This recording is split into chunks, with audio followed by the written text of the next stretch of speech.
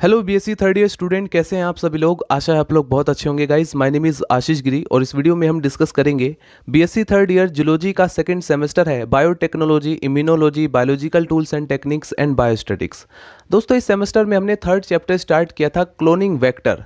Cloning vector के अंदर हम डिस्कस कर रहे थे आर्टिफिशियल क्रोमोसोम वेक्टर के बारे में, जिसमें हमने पिछली वीडियो के अंदर कवर किया बैक्टीरियल आर्टिफिशियल क्रोमोसोम वेक्टर के बारे में।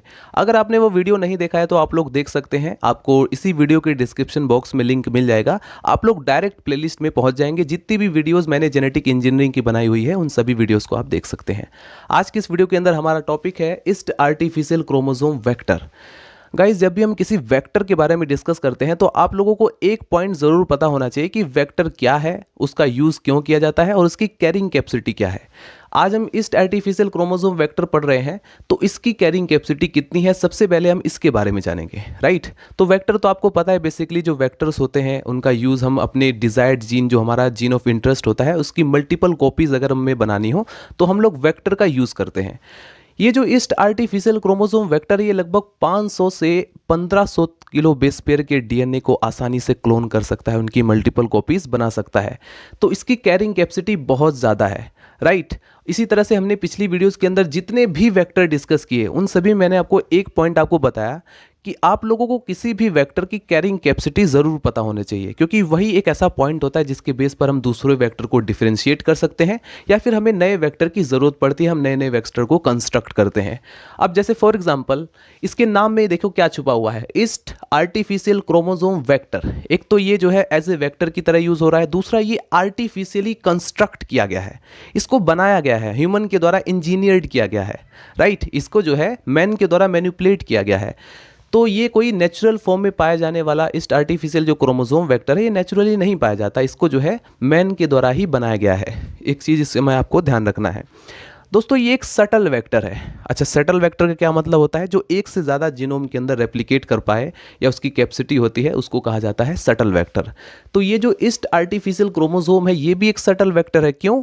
क्योंकि ये ई कोलाई सेल्स के अंदर भी रेप्लिकेट कर सकता है और ईस्ट सेल के अंदर भी रेप्लिकेट कर सकता है, इसके अंदर दोनों कैपेसिटी है।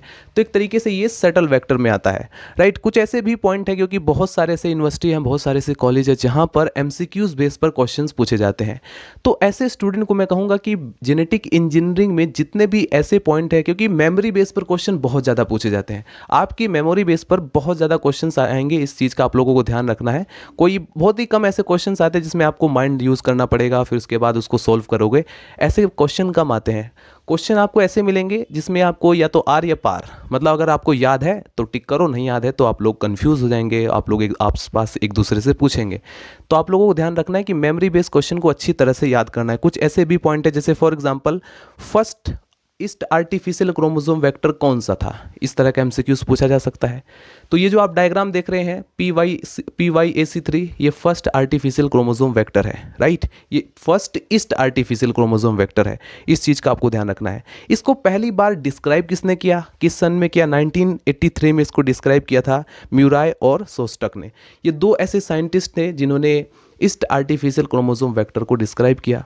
तो ये कुछ ऐसे पॉइंट है जो कि एमसीक्यूज में पूछे जा सकते हैं। राइट, और आप लोगों को ध्यान रखना है कि बहुत सारे सिलेबस इस बार मैं अभी तक कंप्लीट नहीं कर पाया हूँ, लेकिन मैं आपको बता देना चाहूँगा कि आपकी जो भी बुक्स हैं, जो भी आपने नोट्स वगैरह बाय किए हैं, उसमें जितने भी ऐसे क्वेश्चन जो आपको लगता है कि जो मेमोरी बेस पर है, उनको याद करना होगा। ठीक है, उनको अच्छे से रट लेना होगा, तभी आप एमसीक्यू सोल्व कर पाएंगे।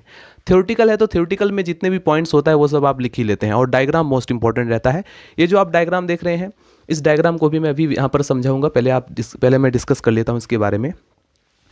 East artificial chromosome vector heading डाल लीजिए। ये जो ईस्ट आर्टिफिशियल क्रोमोसोम वेक्टर होता है, एक genetically engineered chromosome derived from DNA of east. ये ईस्ट के डीएनए से व्युत्पन्न है, ड्राइव्ड है। राइट, और ये जो है इंजीनियर्ड है। Right, it is human engineered DNA molecule. ये जो है ह्यूमन के द्वारा इंजीनियर्ड किया गया डीएनए मॉलिक्यूल है to clones DNA sequence in yeast cell. Yeast cell के अंदर हम डीएनए सीक्वेंसेस को क्लोन कर सकते हैं, अपने डिजायर्ड जीन का हम क्लोनिंग बना सकते हैं या उसकी मल्टीपल कॉपीज बना सकते हैं।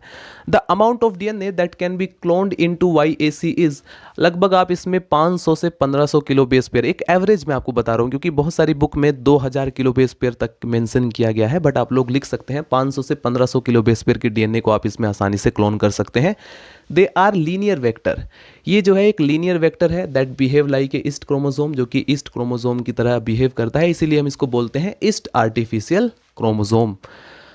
ए typical YAC east artificial chromosome example के लिए PYAC3 जो कि फर्स्ट ईस्ट आर्टिफिशियल क्रोमोसोम है, तो इसी के बारे में हम एक्सप्लेन कर देते हैं। इसके अंदर कंटेन फॉलोइंग फंक्शनल मॉड्यूल्स, इसके अंदर ये सारे 5 ऐसे इंपॉर्टेंट पॉइंट हैं जिन्हें आपको याद रखना होगा। सबसे पहला है दोस्तों ARS, ऑटोनोमस रेप्लिकेशन सीक्वेंस। ये क्या है? ये एक ओरिजिन ऑफ रेप्लिकेशन है, ORI साइट होती है जहाँ से हमारा जो रेप्लिकेशन है वो स्टार्ट होता है, बिगिंस, राइट। तो इसमें जो है ऑटोनोमस रेप्लिकेशन सीक्वेंस होता है फॉर रेप्लिकेशन के लिए। दूसरा पॉइंट इसमें जो है CEN4 सीक्वेंस होता है, सेंट्रोमेरिक फंक्शन। इसका मेन काम क्या है? ये जब सेल डिवीज़न होता है तो उसमें इक्वेशनल, ये जो है इक्वेशनल डिवीज़न करने के लिए रिक्वायर्ड होता है, राइट। तीसरा पॉइंट इसमें टीलोमेरिक सीक्वेंसेस होते हैं।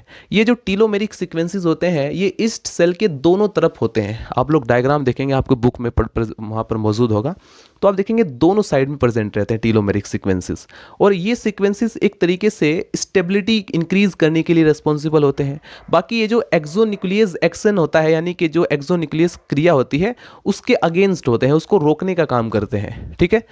चौथा पॉइंट है यहाँ पर इसमें सेलेक्टेबल मार्कर भी होते हैं। सेलेक्टेबल मार्कर के बारे में मैंने आपको बताया था, ऑलरेडी मैं कई बार बता चुका हूँ कि सेलेक्टेबल मार्कर का यूज़ किया जाता है तब जब हमें ये पता लगाना हो कि कौन सा रिकॉम्बिनेंट है और कौन सा नॉन रिकॉम्बिनेंट सेल है, राइट। यानी किसके अंदर हमारा ये जो हमने तैयार किया है ईस्ट आर्टिफिशियल क्रोमोसोम, ये किस सेल के अंदर इंट्रोड्यूस हो चुका है और किसके अंदर नहीं। तो उससे हम कैसे पता लगा सकते हैं? सेलेक्टेबल मार्कर की मदद से, ठीक है, हम आइडेंटिफाई कर सकते हैं। तो इसमें जो सेलेक्टेबल मार्कर यूज़ किया गया है tryptophan biosynthesis TRP1 and URA3, ये 2 सेलेक्टेबल मार्कर यूज़ किए गए हैं। एक सेलेक्टेबल मार्कर इसमें यूज़ किया जाता है वहाँ पर जहाँ पर हम DNA इंसर्ट करते हैं, राइट। क्योंकि दोस्तों जैसे ही उसका इंसर्शनल इनएक्टिवेशन होगा, अभी मैं आपको थोड़ा सा समझा देता हूँ। देखिए SUP4 A selectable marker were DNA insert is integrated, जहाँ पर अपने DNA को हम इंटीग्रेट करते हैं। क्योंकि जैसे आपने ये तैयार कर लिया है PYAC3, यानी कि हमने ये ईस्ट आर्टिफिशियल क्रोमोसोम तैयार कर लिया है, ठीक है। अब हमें अपना DNA क्लोन करना है, तो हम क्या करेंगे? हम यहाँ पर कट करेंगे एक स्पेसिफिक रेस्ट्रिक्शन साइट पर, जिसके लिए हम रेस्ट्रिक्शन एंजाइम का यूज़ करेंगे। जैसे यहाँ पर देखो BAM-H1 है या SNA-B1 है, अगर आप वहाँ से कट करेंगे, वो जो ग्रीन कलर का पोर्शन आपको दिखाई दे रहा है, वहाँ पर एक स्पेसिफिक साइट पर जो हमारा रेस्ट्रिक्शन एंजाइम है वो कट कर देगा। कट करने से क्या होगा? कट करने से अब यहाँ पर ये 2 भागों में कट जाएंगे, तो वहीं पर हम अपने DNA को, जो हमारा जितने भी लेंथ का DNA है, अगर आप 500 या 500 से लेकर 2000 तक के DNA आप इसमें इंसर्ट करके उसकी मल्टीपल कॉपीज बना सकते हैं, राइट। अगर ऐसा करेंगे तो इससे बेसिकली होगा क्या कि इसका इंसर्शनल इनएक्टिवेशन हो जाएगा।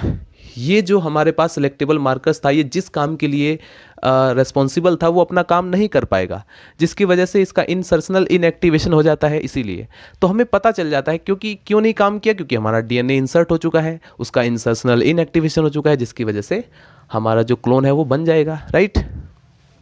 अब आता है advantage of east artificial chromosome.